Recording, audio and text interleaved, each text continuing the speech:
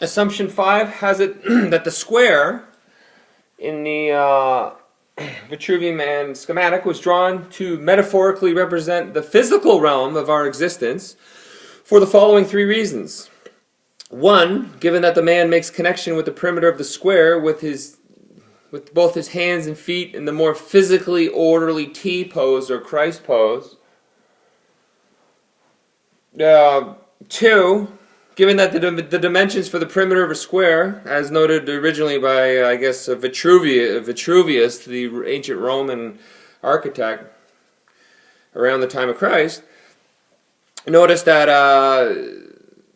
a square, the perimeter of a square usually naturally forms when the physical dimensions of a human body are measured against themselves in terms of length by height, meaning a measure of a body's wingspan perpendicular to the measure of its height. And 3, given that the mathematical center point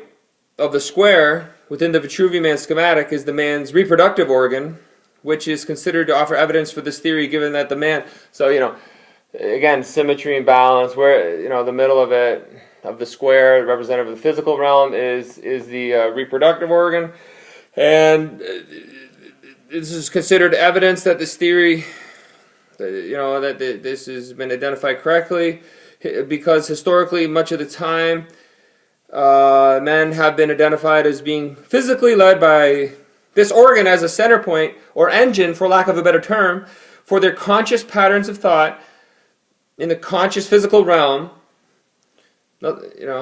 really doing with the subconscious, conscious physical patterns of thought, given that in order, so the physical realm square, conscious, given that in order for the human species to continue, reproduction is of paramount importance. In other words, if men cease to be led by, in certain specific ways, their reproductive organ as a center point for conscious thought of sorts, then, at very specific times, in this way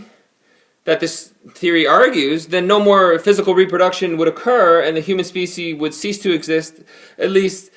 500 years ago when Da Vinci created this Vitruvian man schematic.